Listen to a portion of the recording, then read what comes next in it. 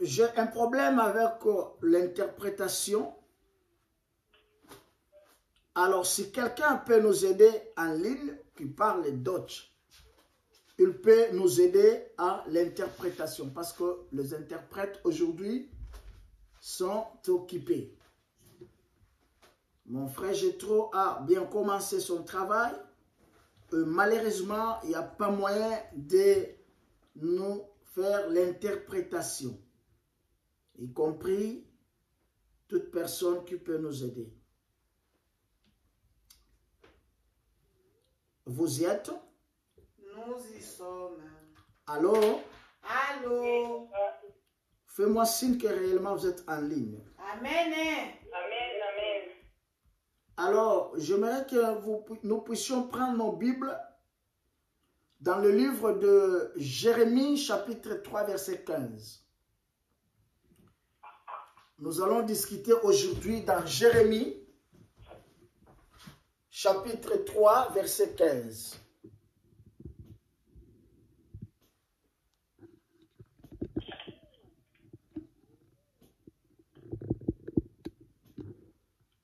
Si quelqu'un est déjà là, il va nous faire la lecture.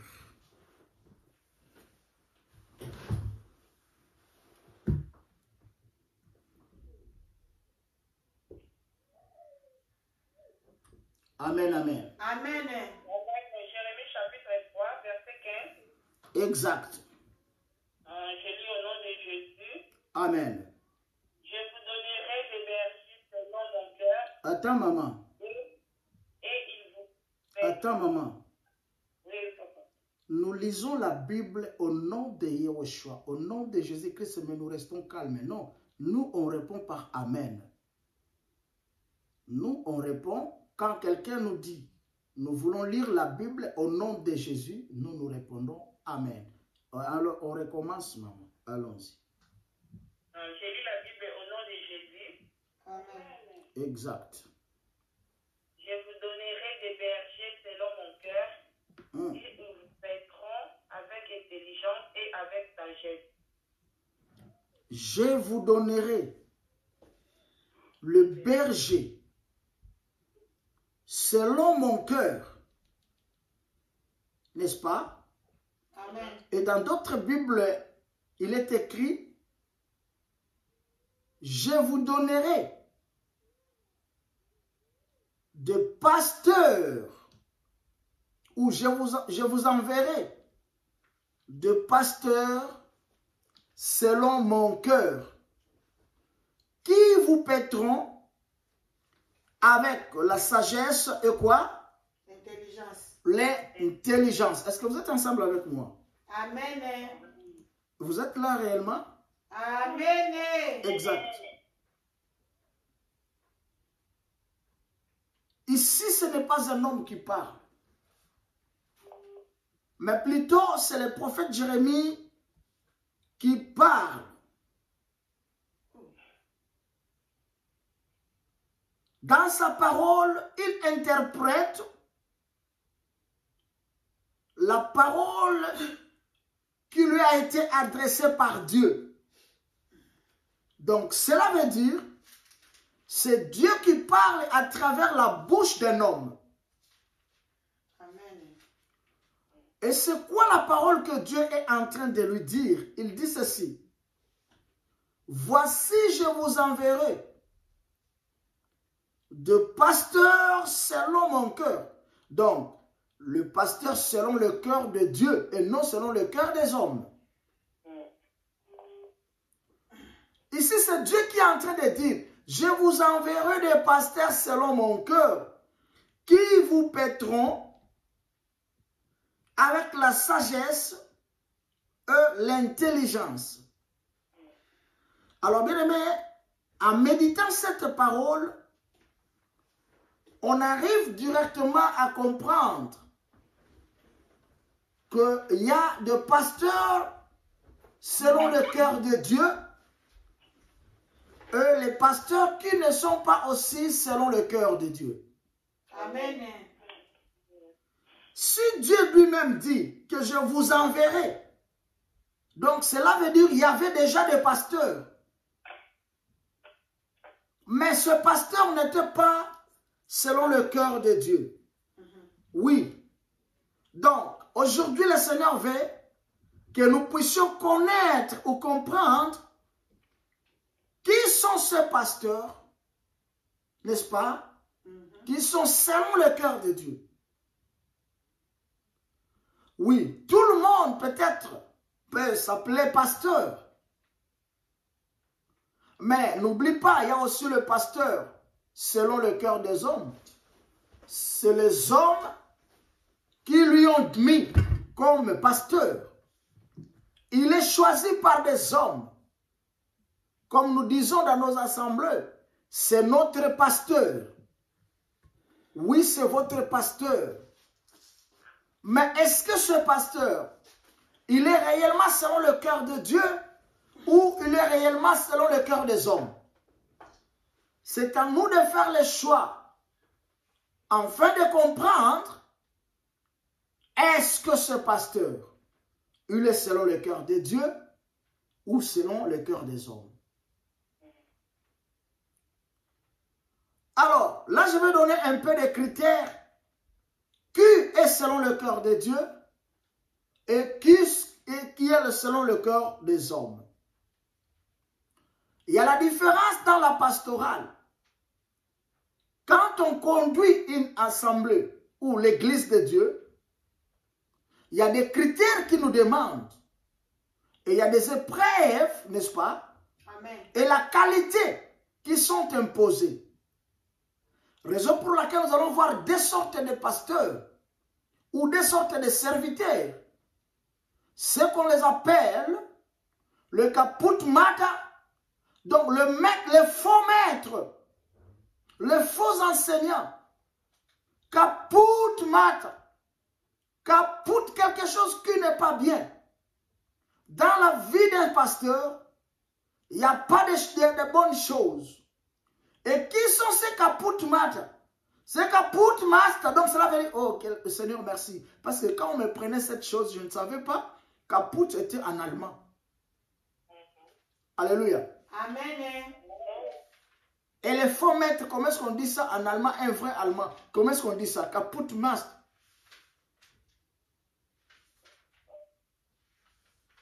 Amen. Amen. Donc, cela veut dire qu'il y a des pasteurs qui sont des kaput. Les faux maîtres. Et leur conduite, c'est comment? Et ils sont ponctuels à l'église. Ils travaillent au nom de Jésus-Christ de Nazareth. Mais, rien que le nom. Ils n'utilisent que le nom. Mais du moins, ils travaillent en son compte. Raison pour laquelle nous allons beaucoup écouter un pasteur qui va dire, ça c'est mon église. Oh mon frère pasteur, tu es un menteur. Amen. Parce que c'est un homme qui a déclaré que l'église lui appartient. C'est Christ. Il a dit ça à Pierre. Il a dit ça à Pierre. Oui. Il a dit, sur toi que je bâtirai mon église. Prenez avec moi Matthieu chapitre 16, verset 13 à 19. Matthieu chapitre 13. Matthieu chapitre 13. Non, Matthieu chapitre 16, verset 13 à 19. Matthieu chapitre 16, verset 13 à 19.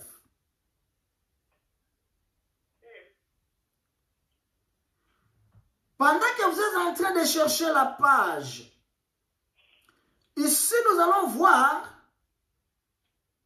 la question du Christ envers ses disciples. Lui-même Jésus, il voulait savoir ce qui se passe en lui par rapport à ce que les gens voient de lui.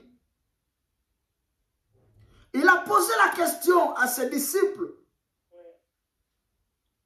pour savoir qui il était réellement. Il y en a ceux qui croient que leurs pasteurs sont de Dieu.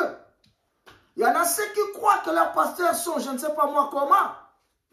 Le problème de comprendre ou pas, et ce qui est important, c'est d'avoir la révélation, n'est-ce pas, de l'appel de cet homme de Dieu. Est-ce qu'il est selon le cœur de Dieu ou non? Est-ce que je peux continuer? Amen. Lisons la parole de Dieu dans Matthieu, chapitre 16, versets 13 à 19. Que dit la Bible? Au nom de Jésus. Amen.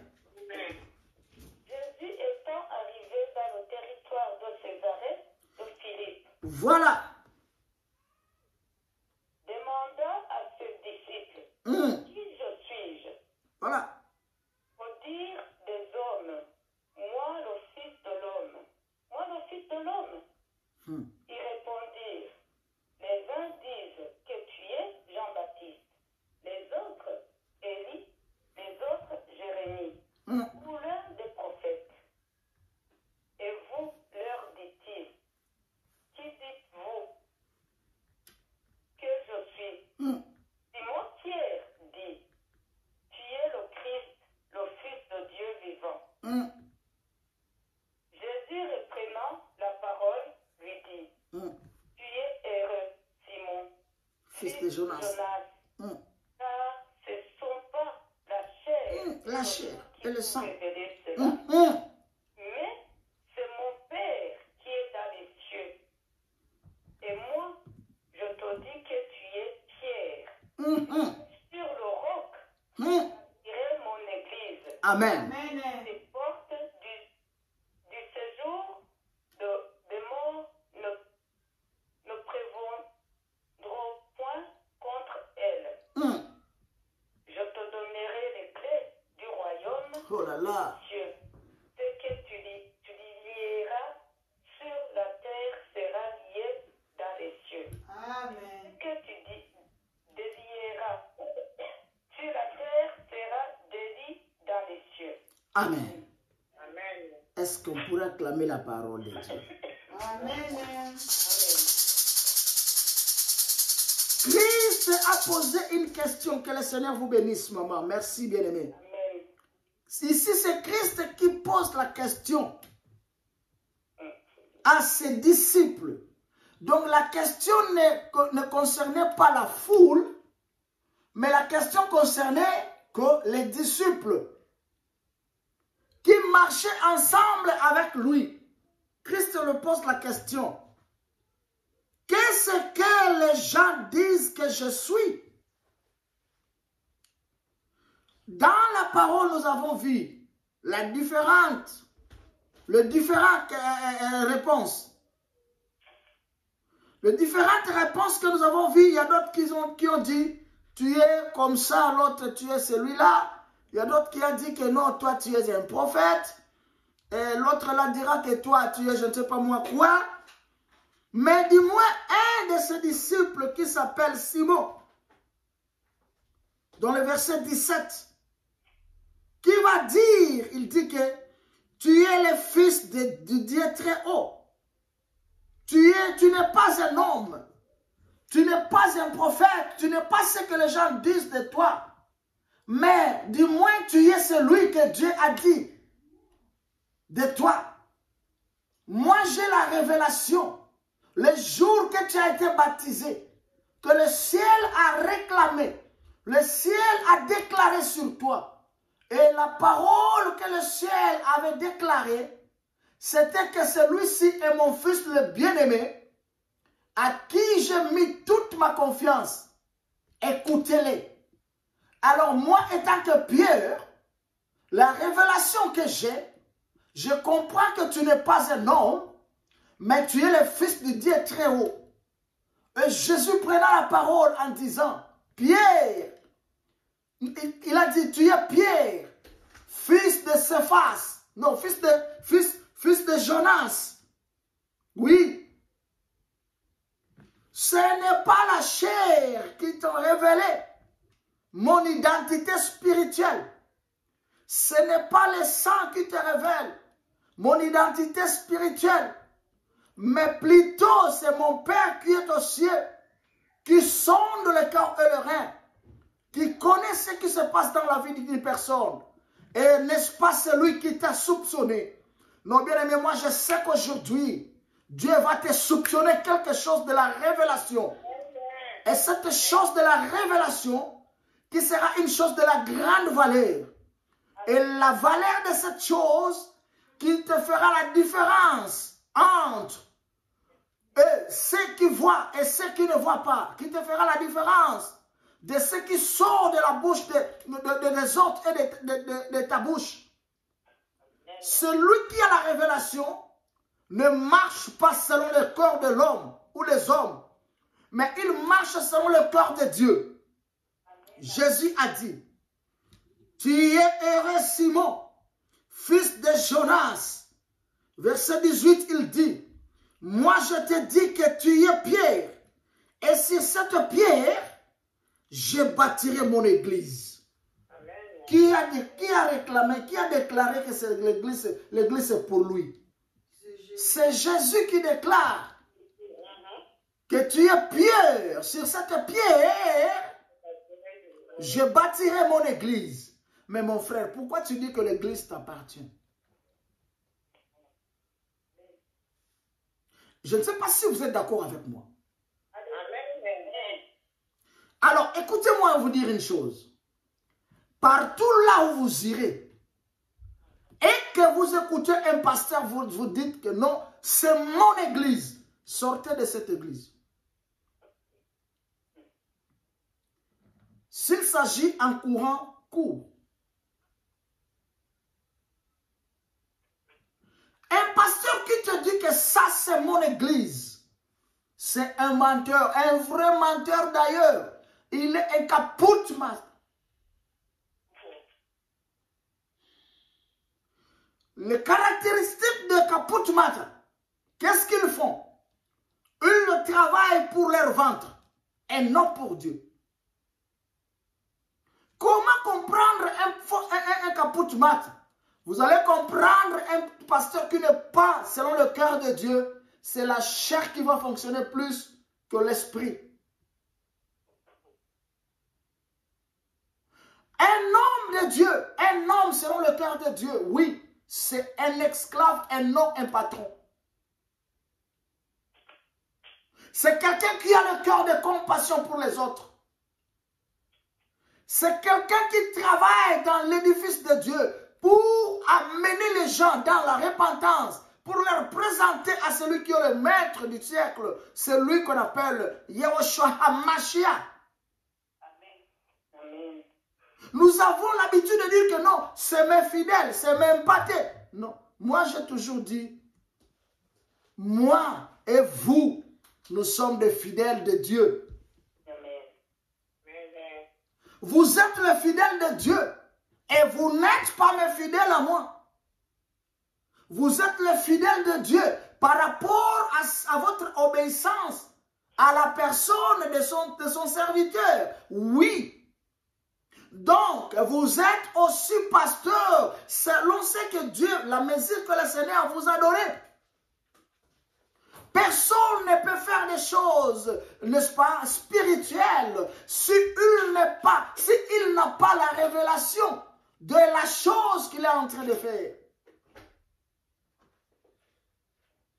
Est-ce qu'il y a quelqu'un qui me comprend? Amen. Amen. Raison pour laquelle nous allons voir beaucoup de choses dans nos églises. En commençant par lui-même le pasteur, le patron de toute l'église. Non, un pasteur c'est un esclave de toute l'église. C'est quelqu'un qui souffre à la place des autres.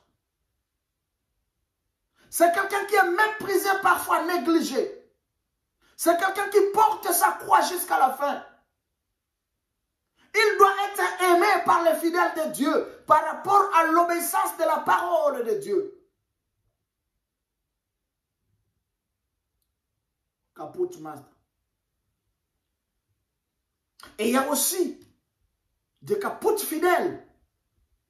Amen. C'est la vérité. S'il y a des faux maîtres, Cela veut dire qu'il y a aussi de faux fidèles. Amen. Regardons dans nos assemblées. Il y a de faux serviteurs et de faux fidèles. Amen. Qui viennent à l'église pour se faire voir ce qu'ils sont. C'est la vérité.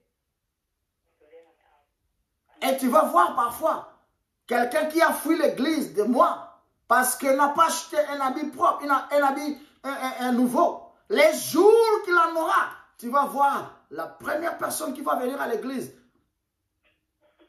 Qu'est-ce que tu veux venir nous faire montrer les habits? Non, on n'a pas besoin de ça. Nous avons besoin des actes qui sortent de ton cœur. Amen, amen, amen, amen. Montre-nous la qualité de ton cœur et non la qualité de tes habits. Montre-nous la qualité de ton cœur et non tes voitures. Montre-nous la qualité de ton esprit. Es-tu Kaputumata ou tu es Obed Yahweh? Ah, là, je ne serai pas aimé par des pasteurs, je pense. C'est leur problème. C'est leur problème. Parce que le monde n'aime pas la vérité. Laissez-moi vous dire, j'ai un emblème qui dit, même si la vérité est noire, mais ça s'appelle quoi? La vérité. Yeah. Amen. On avance. Et les fidèles aveugles qui suivent les Kaputumata, regardons comment ils suivent les choses pourries. Les choses pourries. Ah, Jétro n'est pas là. Il allait me dire comment ça s'appelle en Dutch, les choses pourries. Hein? Qui sont mauvais. Qui sont mal. Frère, laissez-moi vous dire une chose. Le temps de Dieu est arrivé.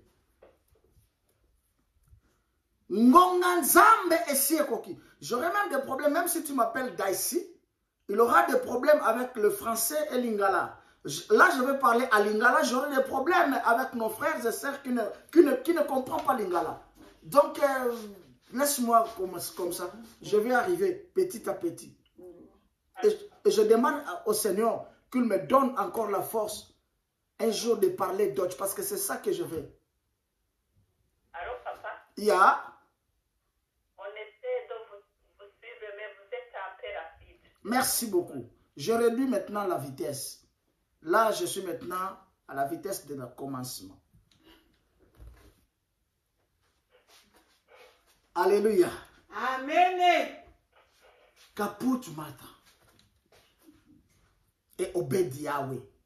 Pierre a dit, tu n'es pas ce que les gens disent de toi, mais tu es plutôt le fils du Dieu très haut. Et Jésus s'étonna en disant, oh, tu es heureux Simon, fils de Jonas.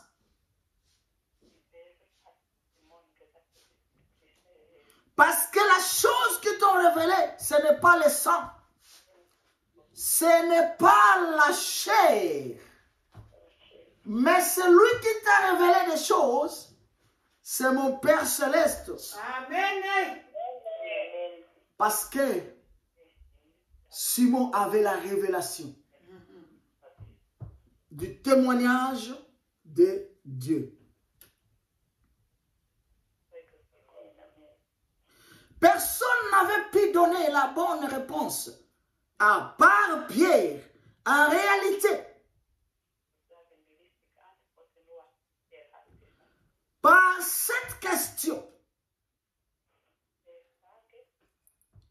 le Seigneur cherchait parmi eux un leader. Bien-aimé, le Seigneur cherche parmi vous un leader. Amen. Le Seigneur cherche parmi nous qui va conduire l'église de Dieu.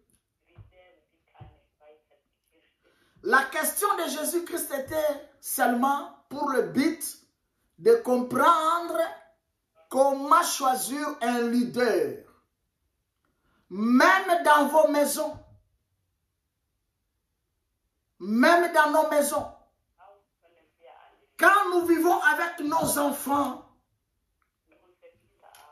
ça nous demande de comprendre qui sera le leader. Qui est leader de la maison à part papa? Dieu cherchait un leader parmi les disciples de Jésus. Et le choix du Père fut sur Pierre.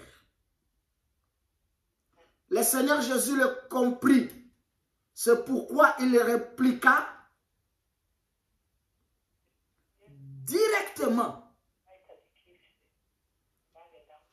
En ces termes, tu es heureux, Simon, fils de Jonas. Et automatiquement, le langage de Jésus changea.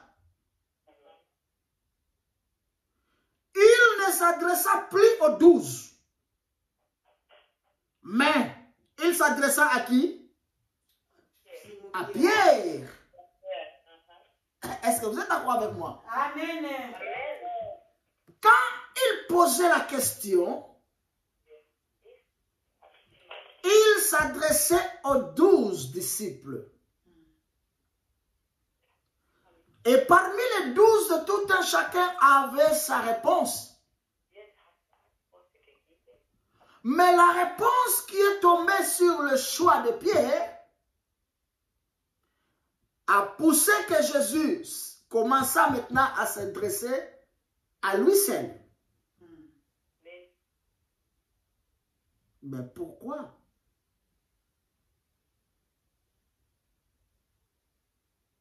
Comme par exemple, c'est Christ qui va dire, et moi je te dis, dans le verset 18, regarde dans ta Bible le verset 18, la Bible dit, là-bas c'est Christ maintenant qui répond, il dit, et moi, je te dis que tu es Pierre. Regarde bien. Et sur cette pierre, combien de pierres qui sont là-bas? Deux pierres. Tu es Pierre, étant que fils de Jonas. Et sur cette pierre, deuxième pierre qui est la connaissance de la révélation de Dieu, je bâtirai mon église. Donc cela veut dire, l'église est bâtie à la révélation. Amen. Et à la connaissance. Amen. L'église ne sont pas bâties par rapport à l'apparence des gens, non. Mais l'église est bâtie par rapport à la révélation et à la connaissance. Amen. Du témoignage de Dieu. Du coup, dans les autres évangiles, Jésus ne s'adresse qu'à Pierre. Comme dans Jean, il dit, Simon Pierre, fils de Jonas. Là, je suis dans Jean chapitre 21, verset 15. Jean chapitre 21, verset 15.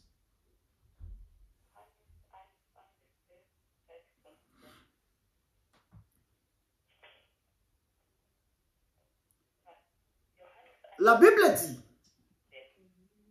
Simon Pierre, fils de Jonas, m'aimes-tu?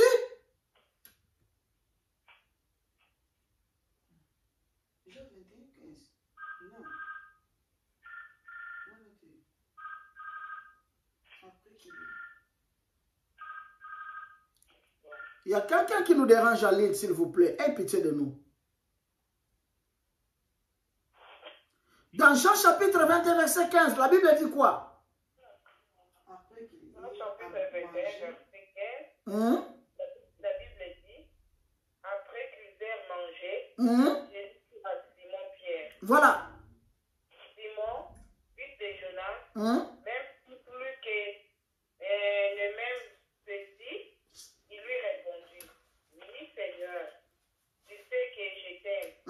Jésus lui dit, paie mes agneaux. Paie mes agneaux. Paie du verbe paître. Est-ce que vous avez compris? Amen. Amen. Paix du verbe paître. Donc cela veut dire alinga lo baboye. Atuni petelo, petelo. Est-ce que olinga kangami?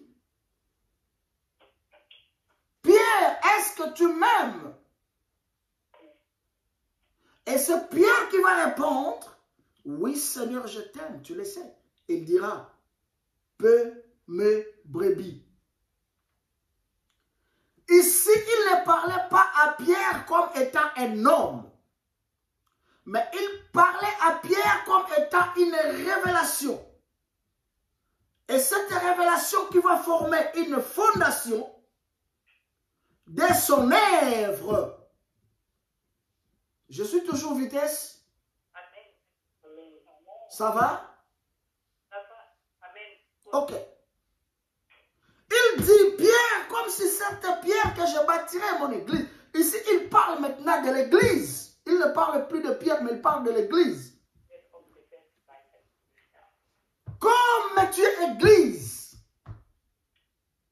l'église doit aimer le maître qui est Christ.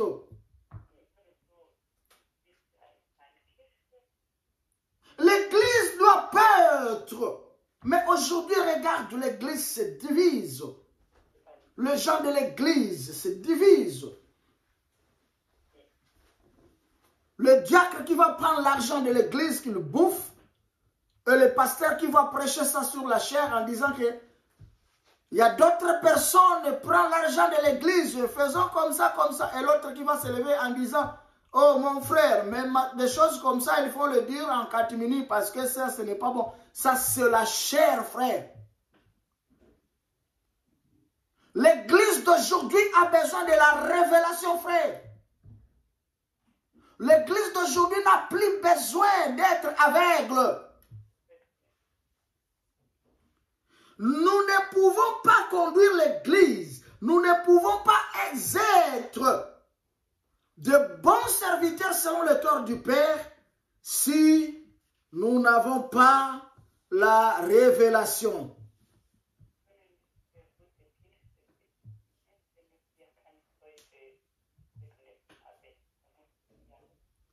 Aujourd'hui, nous voyons dans nos églises, il y a la course pastorale, il y a la course de leadership. C'est moi qui est le chef. En tout cas, Seigneur, aide-moi jusqu'à la fin de mes jours sur cette terre de ne pas être un chef. À ton œuvre, que non, c'est moi qui est le chef suprême de l'église, non. Je suis une esclave de l'église. Raison pour laquelle quand on avait la salle, vous voyez, j'étais toujours là pour faire des chaises. J'étais toujours là dans l'œuvre de Dieu, touché par-ci, par-là, parce que je suis un esclave. Et merci aussi à Udo qui le faisait, parce que nous sommes des esclaves. Donne plus l'importance à l'œuvre de Dieu que l'importance sur toi-même, pasteur Kaput Mata.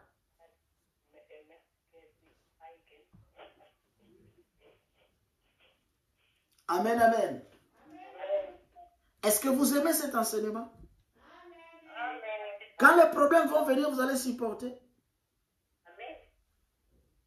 Parce que cette parole, les hommes de Dieu n'aiment pas écouter ça. Ni les enfants de Dieu n'aiment pas écouter ça.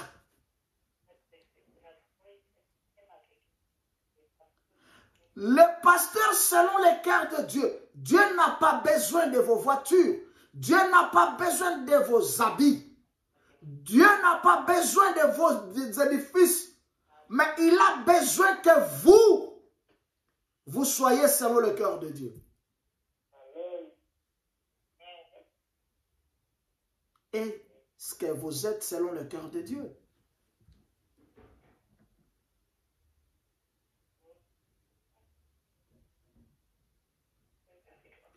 Christ cherchait un leader pour paître ses brebis. Alors, c'est quoi le leadership? C'est quoi être un responsable? C'est quoi être un dirigeant?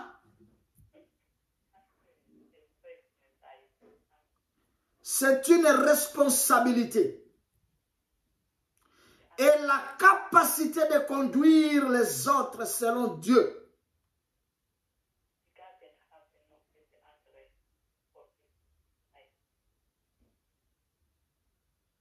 Je répète, c'est une responsabilité et la capacité de conduire les autres selon Dieu. Est-ce que le peuple que tu conduis, ce peuple sont selon la volonté de Dieu? Mais vous savez, depuis que j'ai compris cette parole, cette révélation, je ne me donne plus la peine dans mon esprit.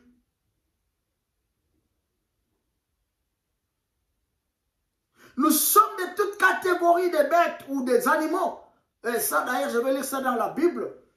La Bible nous compare à des animaux. Il y a d'autres sont des cochons, il y a d'autres sont des moutons, il y a d'autres sont des brebis, il y a d'autres... C'est comme ça la vie.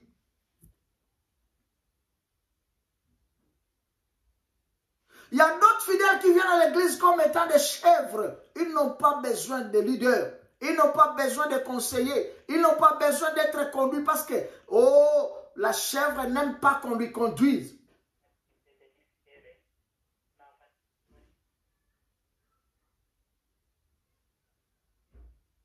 Non, bien-aimé, dis au-dedans de toi, Seigneur, fais-moi un serviteur selon ton cœur.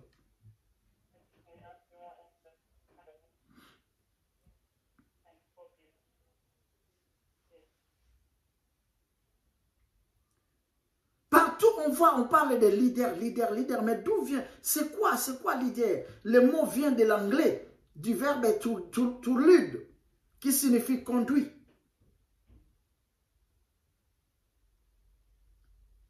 Un conducteur, un leader, c'est un conducteur.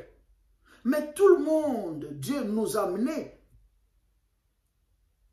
dans un coin pour nous choisir. Tout le monde est déjà leader de lui-même. Avant de diriger d'autres personnes, tu dois d'abord commencer à diriger ton esprit toi-même. Est-ce qu'il y a quelqu'un qui m'a compris? Comment tu veux diriger quelqu'un d'autre pendant que toi-même tu es désordre?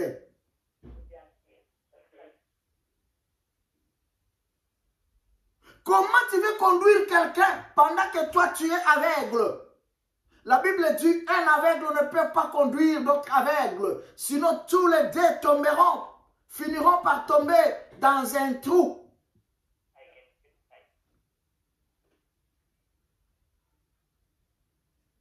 Dieu a besoin de conducteurs selon son cœur. Alléluia.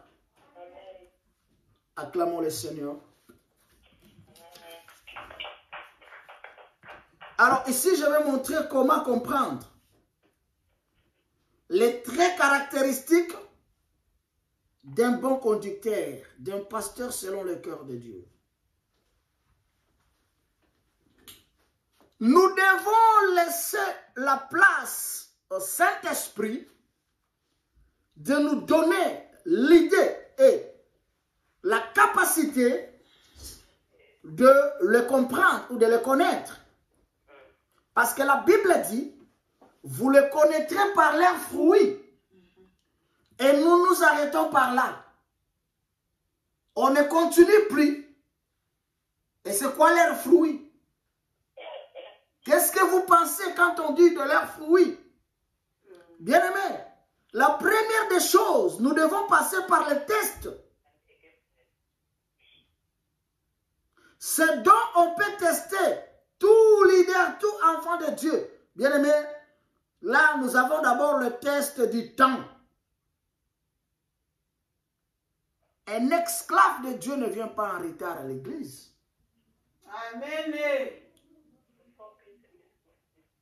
Un kaputumata vient toujours en retard. Amen. Tout le monde sont déjà à l'église. Et quand il arrive en descendant de sa voiture, il va se pomper du parfum. Il doit sentir plus que tout le monde. Je connaissais l'histoire d'un pasteur qui habitait la France, à Nantes. L'histoire vraie.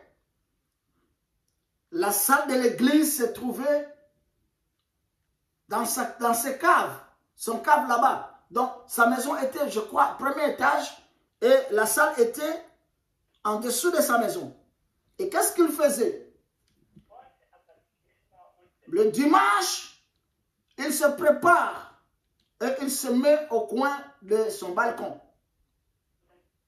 Il va commencer à regarder tous les fidèles qui entrent à l'église, comment ils se sont vêtus. S'il remarque quelqu'un qui est bien vêtu plus que lui, il rentre changer d'autre tenue. Kaput Master. Alléluia. Amen.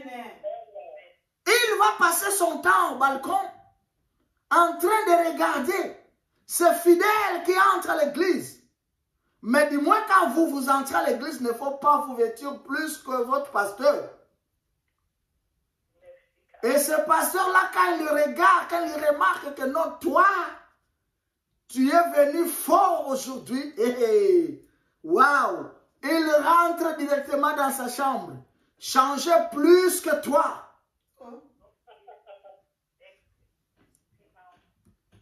Et la majorité, il ne prêche que la bénédiction et la délivrance.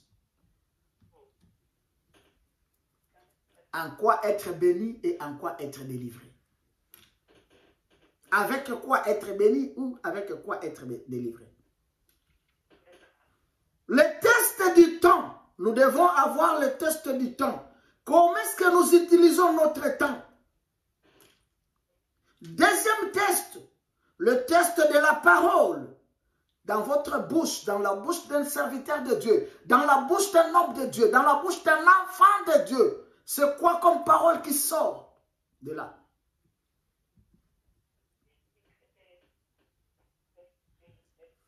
Est-ce que je peux continuer? Amen. Et troisième des choses, c'est ça qu'on appelle le test de motivation.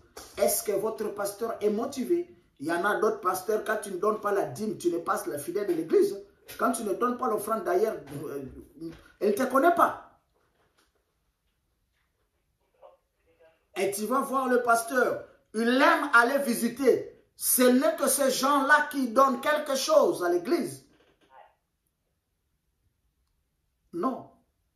Nous tous, nous sommes enfants de Dieu. Amen. Il ne faut avoir jamais, n'est-ce pas, la distinction. Moi, ça m'est arrivé un jour, je suis allé rendre visite dans une de mes membres.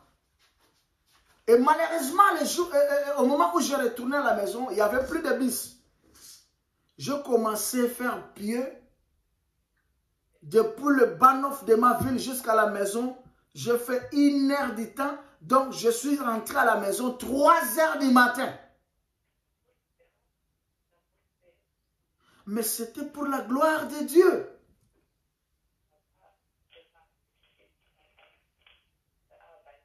Alléluia. Amen.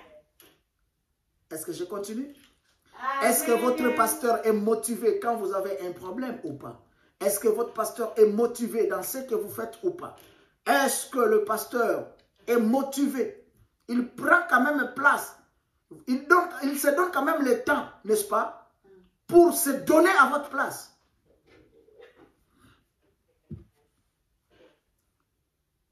Et quatrième des choses, c'est ce qu'on appelle le test des serviteurs.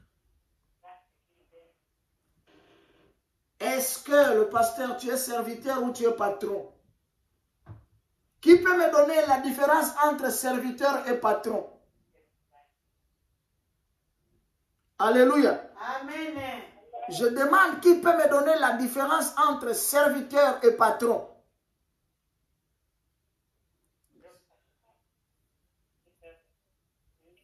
Allez-y, allez-y, allez-y, allez-y. Quelle est la différence entre serviteur et patron? À l'église, bien. Partout, même à l'église, même partout. Quelle est la différence entre serviteur et patron? Le patron vient. Serviteur, c'est lui qui obéit les ordres. Le serviteur, c'est celui qui obéit les ordres de son maître. Et le patron, c'est celui qui encaisse, bien aimé, n'est-ce pas, le rapport de ses serviteurs. N'est-ce pas? Oui. Et Dieu nous a choisis étant que des serviteurs et non comme des patrons. Amen. Amen. Nous devrions obéir à la voix de celui qui est le seul maître. Mais sauf que Dieu nous a donné une recommandation d'aimer nos conducteurs, de les soutenir comme il faut dans tout ce que nous pouvons avoir comme gain.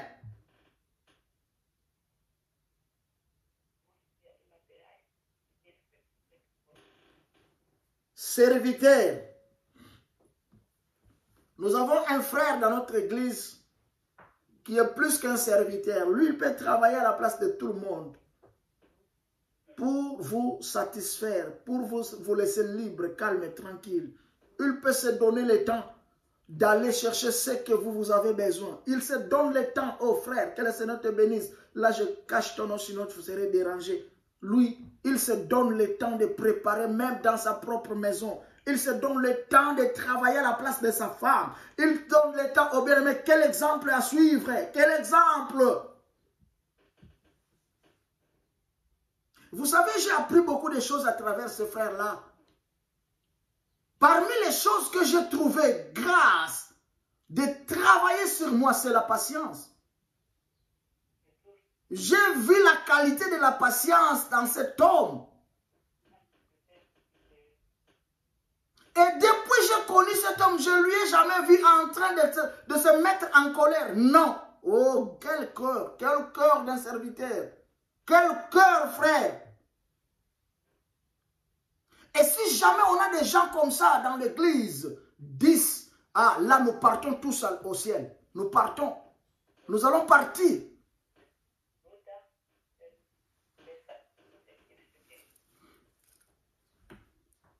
Un pasteur qui a pris quelque chose parmi les qualités de ce fidèle, de fidèle de Dieu. Oui, le frère a ramené quelque chose à l'église. Alléluia. Amen. Et le test du désert. 5e test.